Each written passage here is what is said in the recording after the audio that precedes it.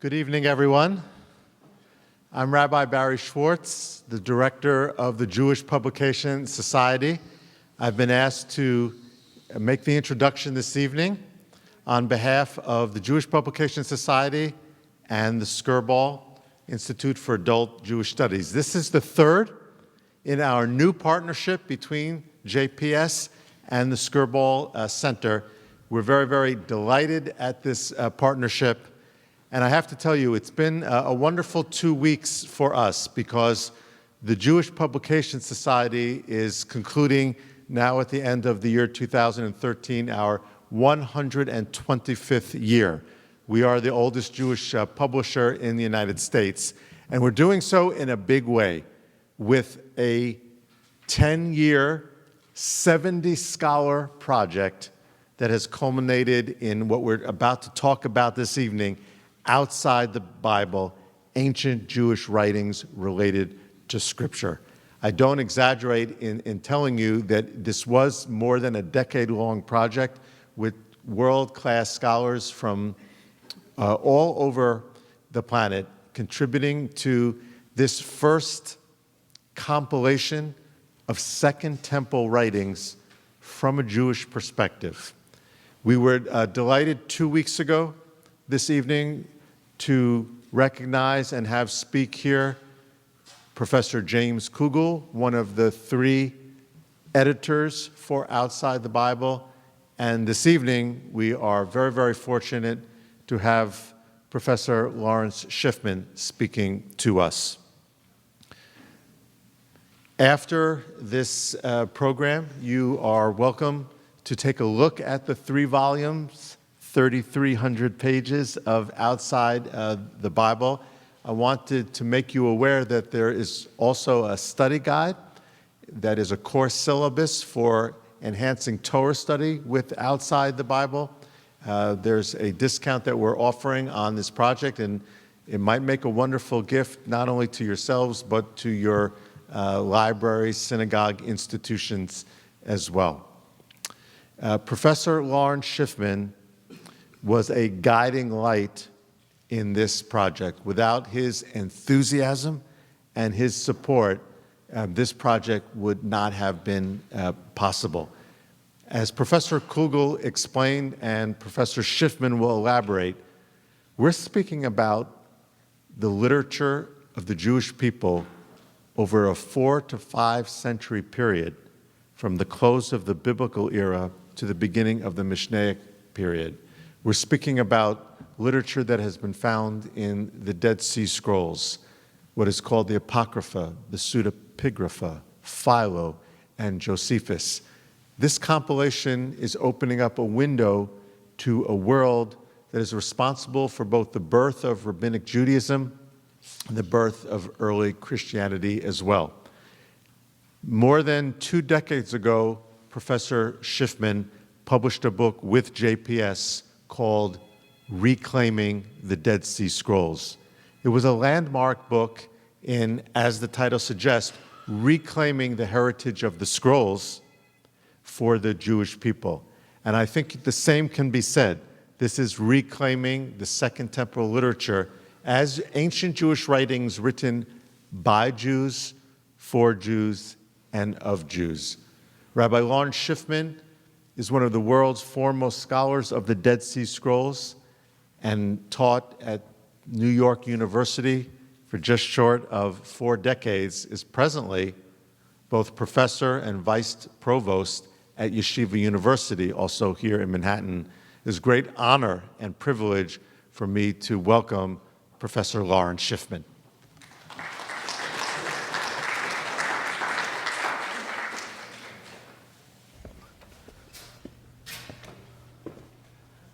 Thank you very much. I'm glad to be here. I want to explain at the outset that our project actually involved a lot of different types of literature that we sought to present as a kind of uniform library. The problem is that generally when we speak of the Dead Sea Scrolls or the Apocrypha, which are books that were found in the Greek Bibles and hence are in the Catholic Bibles, or various other terms that we use for this literature, we're dividing the literature according to where and how we got it. as opposed to what it's really like. And so what we did in this project was to create a new classification system according to the literary types of the material. And that will help very much in understanding it as a corpus of the library that would have been there, so to speak, if you were a Second Temple Jew. Despite the fact that we unified it in that manner, I've chosen for this evening to just speak in particular about the issue of biblical interpretation in the Dead Sea Scrolls. And of course, this is because this is my particular specialty, and I never claim that what I do is more important than what other people do, but I do claim that I'm more interested in what I do than what they do. I'll just point out that this cover is actually a beautiful invitation for a wonderful event that took place about a month ago at the Bible Lands Museum in Jerusalem, where we opened up an exhibit on the history, as I jokingly call it, of their Bible and our Bible and the dissemination of the Bible. That is, of the Hebrew Scriptures and the New Testament throughout the world and Western civilization. So if anyone is in Jerusalem from now through Pesach, please go to see this thing in the Bible Lands Museum. It's just a wonderful, wonderful exhibit. But in order to actually discuss the subject that we are discussing, I have to see here. Can't be right, can't be left. No more buttons left. Nobody works here. Well, someone's going to have to figure out what to do with this thing over here. Yours truly just figured out. It wasn't on. There we go. Okay. They owe me for the video man, or whatever he is, not the video man, the AV man who walked out. Okay. I don't know if you tell the story, Russ. I once was at a lecture. A man was brought all the way to Melbourne, Australia, from London to give a lecture. And the thing didn't work, the sound. And it was garbled. You couldn't hear a thing because there were two microphones going at once. So I tried to be a nice guy and go find the guy who's been paid to take care of it. I finally found some janitor. He told me he left. So he collected the money and no one heard the lecture after a guy had flown all the way to Melbourne and he went home the next day. So at least that didn't happen to us. So I want to begin by pointing out to you that there are represented in the Dead Sea Scrolls all of what we call the Hebrew Scriptures, except the book of Esther. There are different opinions about why that is. Some think that Esther wasn't there simply because of the fact that it was lost by accident. Others feel that since Purim's not in their calendars, maybe they rejected the festival of Purim also, as it's basically what we call a rabbinic ordinance to observe Purim. Now, another possibility is the famous question of how come God isn't mentioned in the Megillah, etc. But I show you this so you'll understand why it is that there's so much biblical interpretation in the scrolls. Now, we have to understand that the Bible text in the Dead Sea Scrolls is not exactly the same as the ones we're used to, because whereas any Chumash you're going to open up, any 5 books of Moses, or any prophets or writings, no matter what kind of synagogue you go to, it's all the same for us, except there are a few spelling differences, but it's all the same. There isn't any difference. That wasn't the case in Second Temple times. Now, having said that, you shouldn't think that the Bible would have in it things like thou shalt steal or thou shalt commit adultery. Of course not. The Bible is the Bible. But even though the Bible is the Bible, there are a lot of various minor differences, some of which have to do with language or just substitute expressions, or even what we call textual corruptions, but some of which represent interpretations. Now, in the Dead Sea Scrolls, we used to say that there were 3 different types of Bibles. The Proto-Masoretic, which is the one that represents what became our Torah.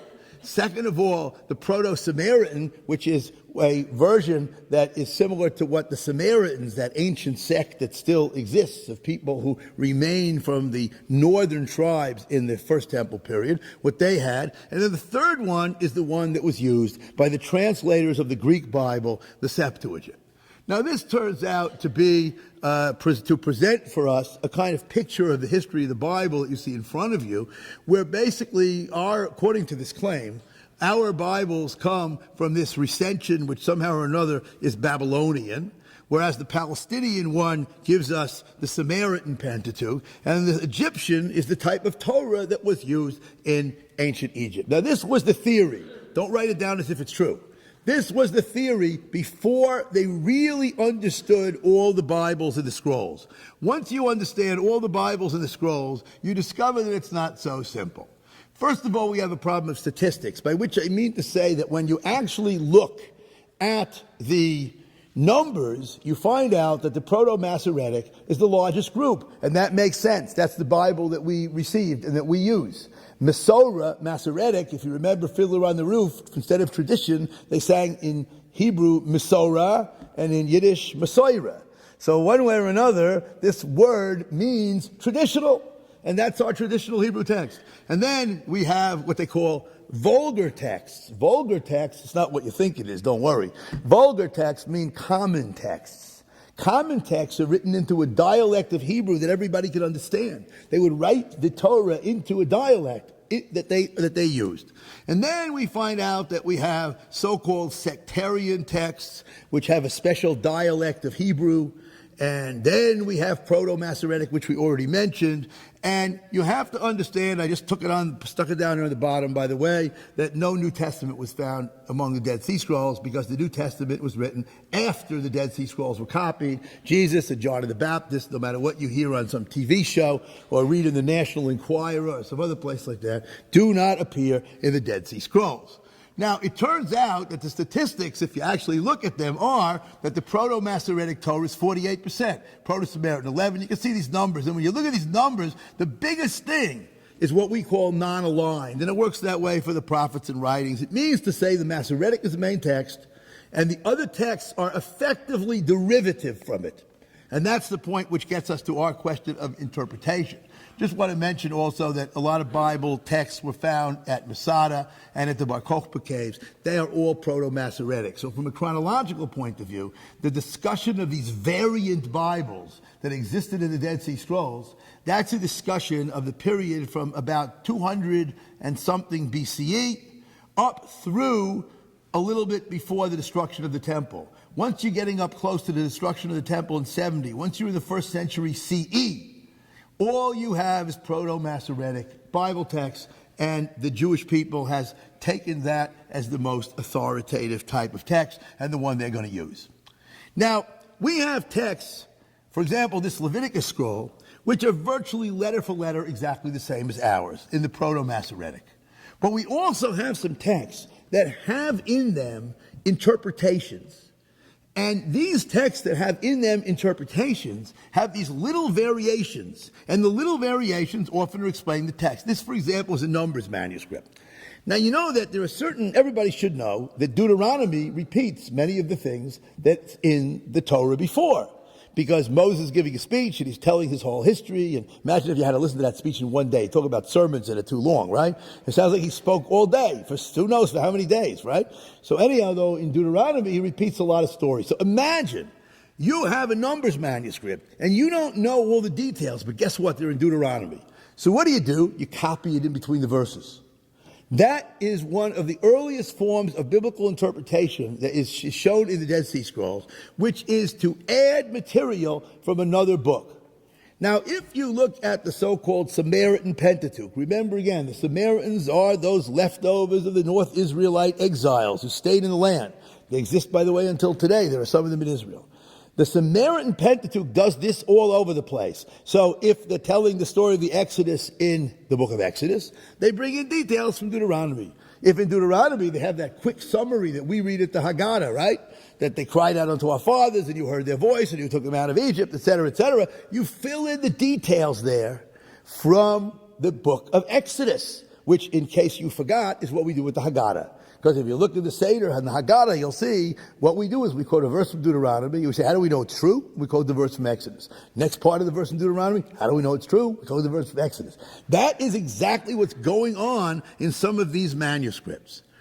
On the other hand, you can have the great Isaiah scroll. This is in the rotunda at the Shrine of the Book. Unfortunately, it's the only piece of plastic that's there because the real text was rotting. They had to take it away. Everything else in the Shrine of the Book is a real Dead Sea Scroll. Now, this Isaiah scroll is written into a whole different dialect of Hebrew. And so they've just rewritten the whole thing. It's, for example, if somebody would take, as we do every day actually, Shakespeare, and write it in modern English so the kids can read it in school. And that's what seems to have happened with Isaiah. We call that a vulgar text. Now,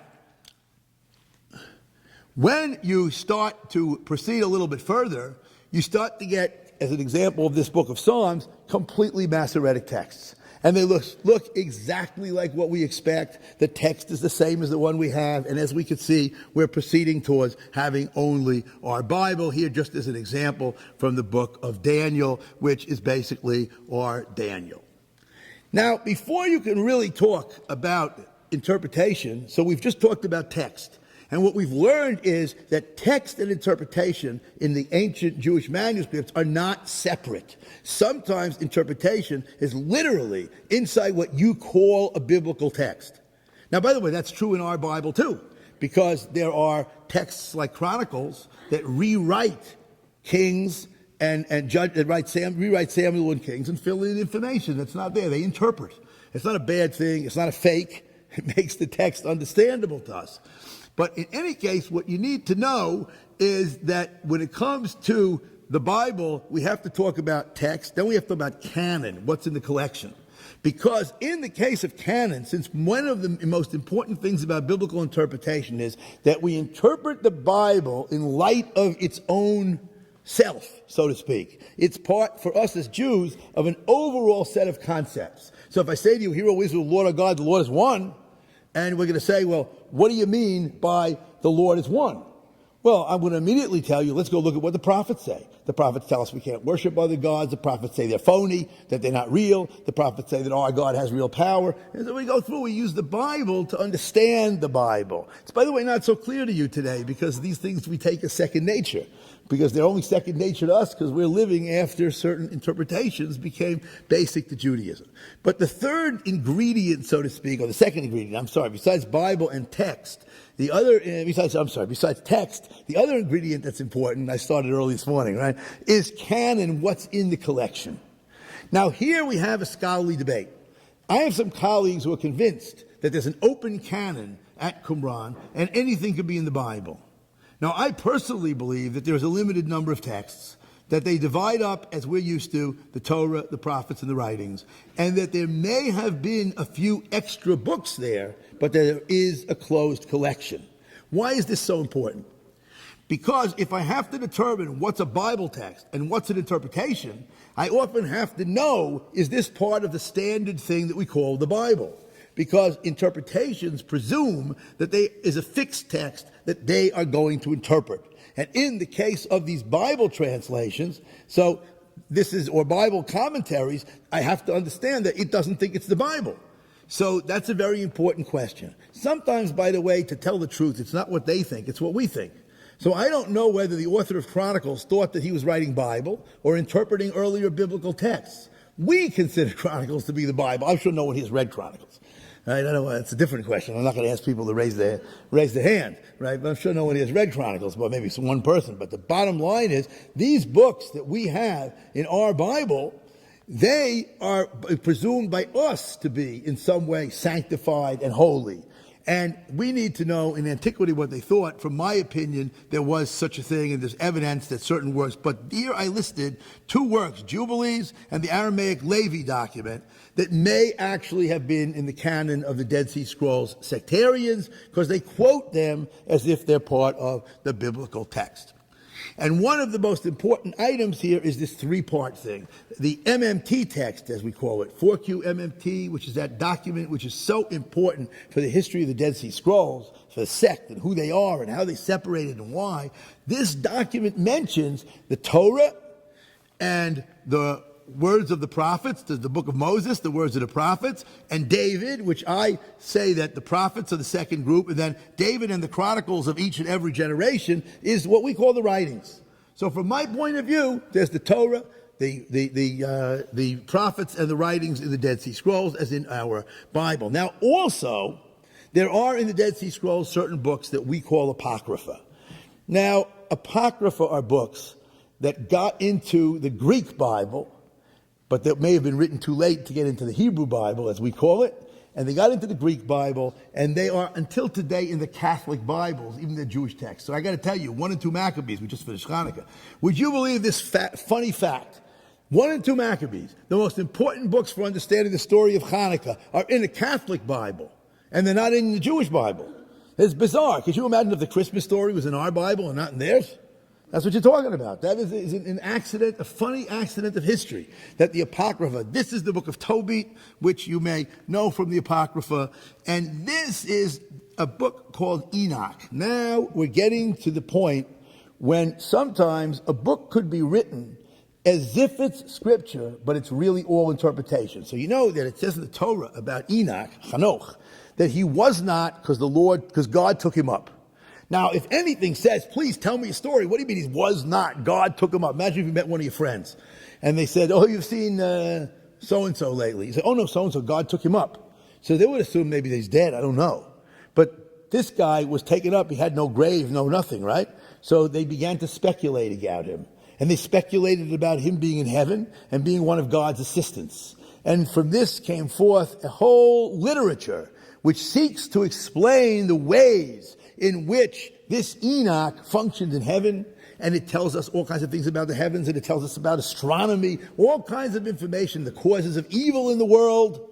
It expands on all kinds of biblical stories in the process, and this begins to move us towards something that we call rewritten Bible, which is where the interpretation of the Bible is not just in a little gloss in the biblical text, but actually is in a retelling of additional stories, not in our Bible, but partly like our Bible. Now, another kind of interpretation that takes place is to sew together biblical texts. This is a photo of the earliest, they always say, 10 Commandments. When we had the Dead Sea Scrolls exhibit, which was held in Times Square, I don't know if I should tell this joke, but people said to me when I was in the movie, did you ever think you'd be in a movie playing in Times Square? So anyhow, when we had that exhibit at the Discovery Center, so what we saw there was that during Christmas, New Year's period, they brought this piece. And you couldn't get into the building. It was absolutely impossible. There were people waiting an hour and a half just to see this because the earliest 10 Commandments. But I got to tell you a little secret. It's not a 10 Commandments like the way you expect. You figure, let's get me the book of Exodus, get me the book of Deuteronomy, I'll look up the 10 Commandments. It appears twice in the Torah. Great. Guess what? What's the biggest problem with the 10 Commandments? In the 10 Commandments, the first time it tells you have to observe the Sabbath because God created the world in 7 days. This is the whole idea. We say, again, we don't do labor. We recognize that God is the creator. And then in Deuteronomy, it tells you have to keep the Sabbath for social reason, namely the social meaning, social justice reason, that you have to remember you were slaves in Egypt and you have to give the opportunity to everyone else to rest. Yourself, your family, your animals, your employees, your slaves, whatever it is, you have to give them all to rest. You know what these guys did? They smushed them together and made one text.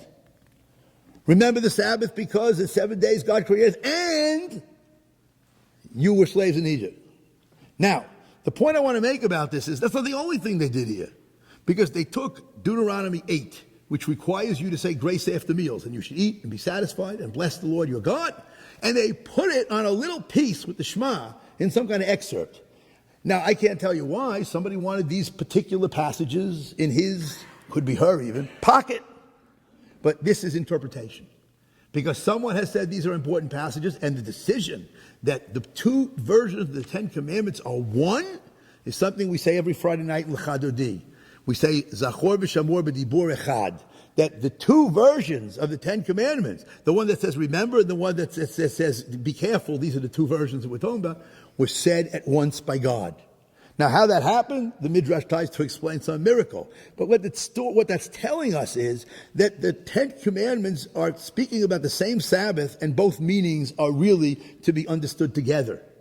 Because, in others, we understand that because God is the creator is why we have obligations to other people. We're all created by the same God, etc. We understand all those concepts. I don't have to explain that here. But the point is, by putting them together this way, it represents a fundamentally important interpretation. And here you could read the text, which I probably should have shown you earlier, but you can see how it works. God took you out of Egypt without such sham. Therefore, the Lord your God has commanded you to observe. For in 6 days God made the two of them together. Where else are they together? Friday night Kiddush. Look carefully at the Friday night Kiddush. You'll see it's exactly that. God created it, and he took you out of Egypt. He created the world in remembrance of Egypt. Now, this is a scroll of the Psalms. And this scroll of the Psalms has all kinds of really interesting things in it. And one of the things that it has is a discussion of the nature of David's divine inspiration when he composed Psalms. And actually, they discussed a whole lot of different texts that could have been written by David here, but the key point is all these he spoke through prophecy. Because the concept of the Bible is that the Bible has some kind of divine inspiration, the Torah being big divine inspiration, the prophets being a little less, and the writings being, again, even less, the descending order of inspiration. And there were those people in the Qumran sectarian group who were convinced that some modicum of prophecy remained even with them and their leadership. And that's something about certain Second Temple texts that differs from the way the rabbis understood this matter, because as far as they was concerned, prophecy had ended. Now, interpretation in the scrolls comes in a whole variety of texts, therefore. First of all, translations. We have Aramaic translations, what we call Targum. We have pieces of the Septuagint, because apparently some Greek-speaking Jews hung out at Qumran where they found the scrolls, or must have been there at some point and left some fragments. Then we have simple sense commentary, which is like what you would expect if you open a Bible commentary in a synagogue. And then we have the retellings. Now the question is, why did the rabbis object to a lot of this stuff? So they objected to the retelling of the Bible because in the retellings, human things are basically put over as if they're divine. Because what it means is this: if I take the story of Moses and I decide to add my own details, I've taken something that the Jewish tradition understands to be given by God and I put in my own words, my own ideas. So this was considered to be inappropriate by the rabbis of the Talmud, but these Second Temple Jews were doing it all the time. And furthermore, there's another type of interpretation called harmonization. It can be a textual harmonization. So one place says that you shall do good in the eyes of the Lord. And another place says something about good and upright. So you add the two together and you get a verse. Thou shalt do good and be upright in the eyes of the Lord. And now you've expanded a text and made a new interpretation. Then we have harmonization of Jewish law, we call halachic. That happens in the scrolls when you see this in some examples. Somebody wanted to make a holiday. You know, we have a new year on what we could call 7-1. That is to say the first of Tishrei, which is our Rosh Hashanah, the 7th month of the year, but Nisan is the first. There's a scroll called the Temple Scroll, which rewrites much of the Torah, and they decided they want to have a new year on Nisan 1. Nisan 1 is what you could call 1-1, because the Torah tells us that Nisan is the first in the counting of the months. So how do you get the information for sacrifices to be done on 1-1 if you have a 7-1 New Year? I hope everyone understands these numbers, 1-1 and 7-1, right? Not January 1st, right? 1-1 means Nisan 1 in the spring, and in the fall, Tishrei 1, which is our Rosh Hashanah. Anyhow, what you do is you take the sacrifices the Torah requires on Rosh Hashanah, and you schlep them to 2 weeks before Pesach, and you put them down in Nisan on the first day, as we called it before, 1-1. And now you harmonize the 2 days. You harmonize the beginning of the first half of the year, for which we had no Torah rules, with the beginning of the second half of the year. And that's a form of biblical interpretation. And I just point out that some of these methods were followed, despite rabbinic objection, by the medieval Karaites, the sect of literalist Jews who got some ideas somehow from some of these sectarian groups that we saw before. Now, this is a piece of what we call simple sense interpretation. Because if you look at this text, he wants to answer a very simple form, very simple question. Because Ham was involved in this business of covering or uncovering of Noah when he was drunk after the flood. Nobody really knows what this story means. There are all kinds of interpretations. But Noah curses his son Ham. Well, he actually doesn't. He curses Canaan, who's the son of Ham, right after he wakes up and finds out what happened. And look what happens over there, right? So it says in that text that he didn't curse him because God had blessed the sons of Noah. Once God blessed you, there's nothing you can do about it. So instead of cursing the guy who made trouble for him, he instead curses his son. Now, you could say you don't like that interpretation. Frankly, that's not what we're talking about. I may not like it either.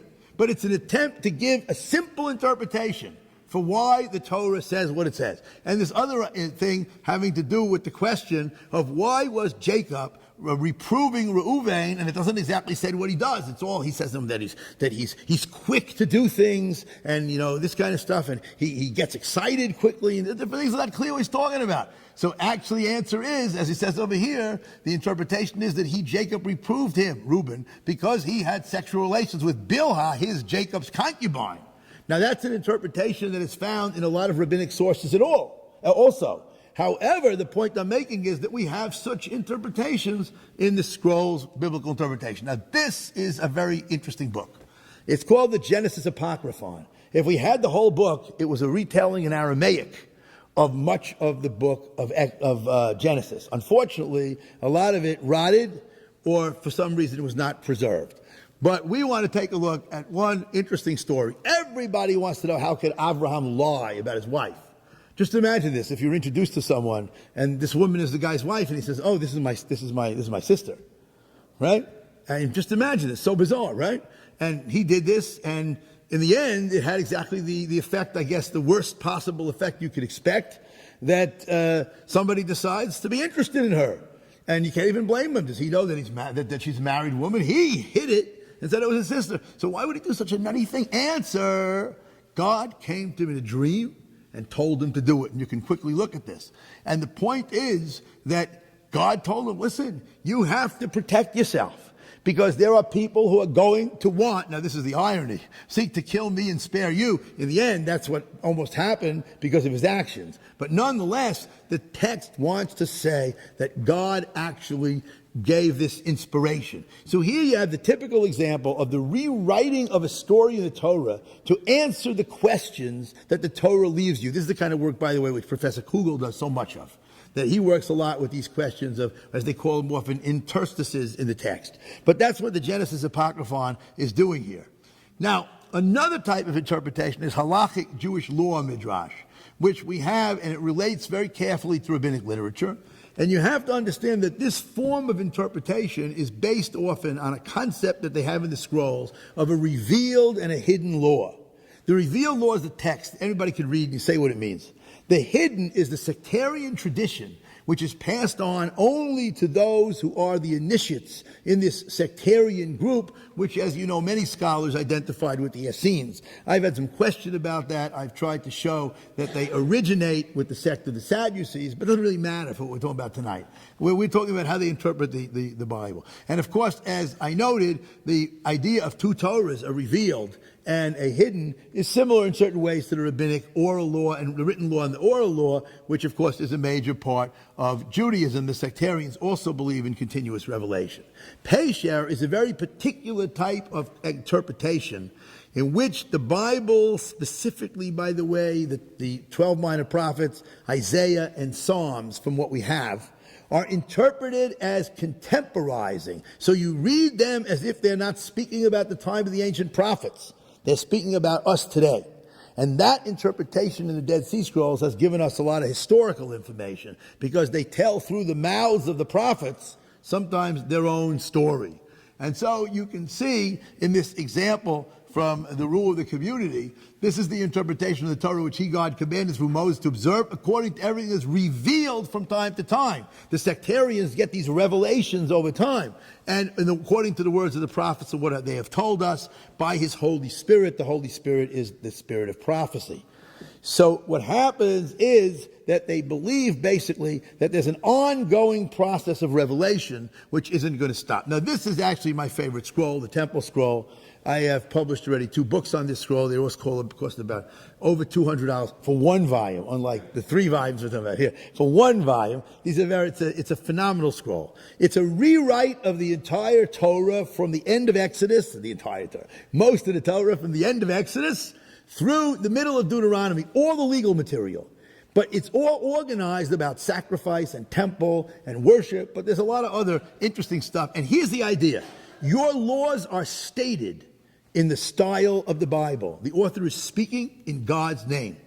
Now, this is sort of if someone took the Mishnah and wanted to rewrite the Torah. So when it said, right, and you shall love the Lord your God, etc., and then it said you shall speak of them when you get up, it would add, and read the 3 paragraphs, Hear, O Israel. You see what I'm saying? That's what's happening in this scroll. They're writing laws into the text often by using midrashic interpretation, harmonization, etc. So I gave you this example. This is the one we discussed before. And it's the example of having a sacrifice for the extra New Year festival on the 1st of Nisan. Now, another really interesting place to find out about biblical interpretation is a document that's called by two names, Damascus document or Tzadokite fragments. Let's skip why they have two names. Many scrolls have two names. It's a kind of a problem.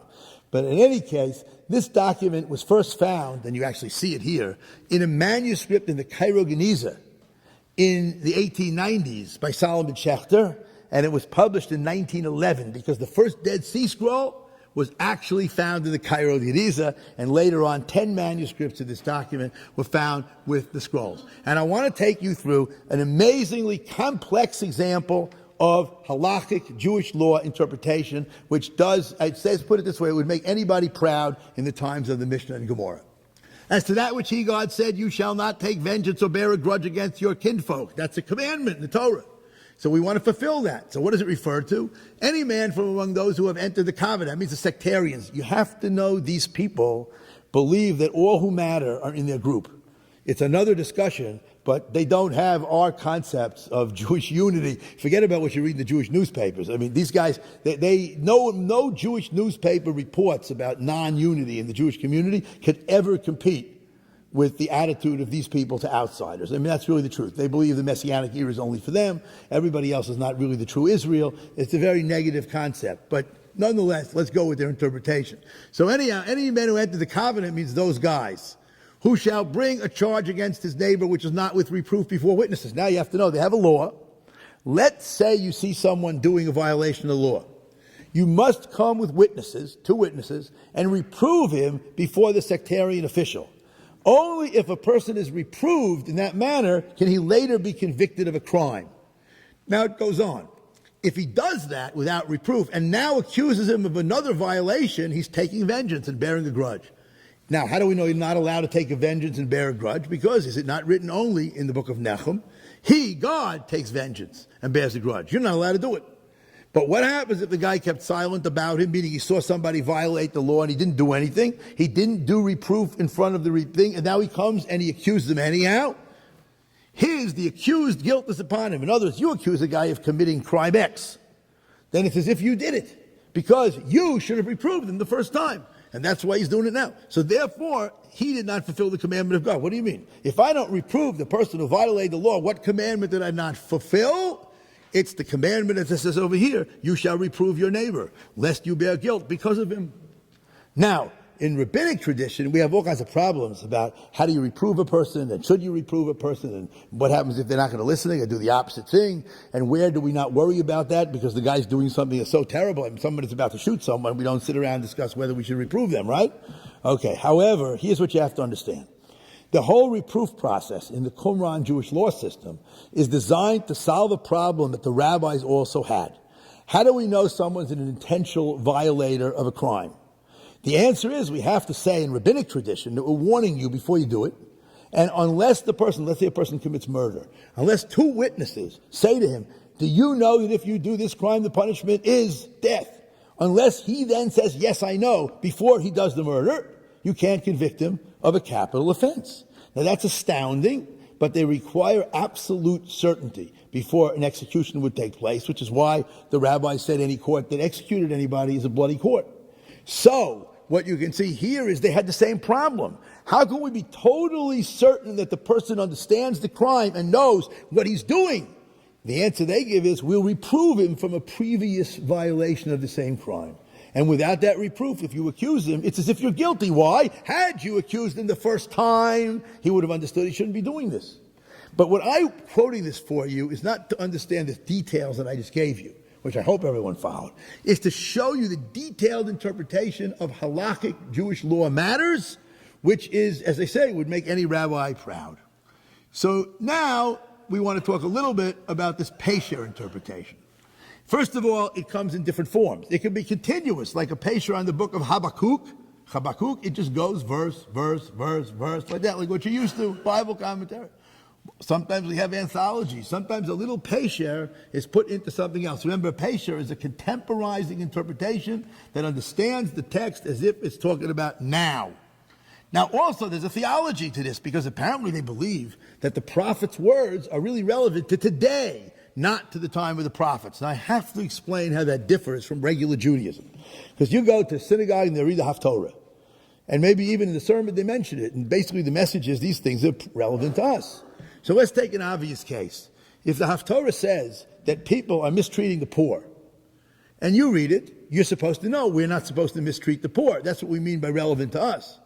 But we're not supposed to assume what they assume, that it's not talking to someone in the 8th century BCE, and that the prophecy could not be understood until it was interpreted by our teacher, called by the sectarians teacher of righteousness, and that it has no relevance to the past, it's only relevant to me today. That's what they believed. We never take a verse out of its original context and would ever understand, no matter what great sermon the rabbi is about to give, based on his text, no matter how meaningful the message may be to us, in whether a general situation as part of a larger community or as individuals. We never take away. And we certainly don't believe that you need an intermediary of another divinely inspired figure to tell you what Isaiah means. And that's what they believed. That's the two-step prophecy.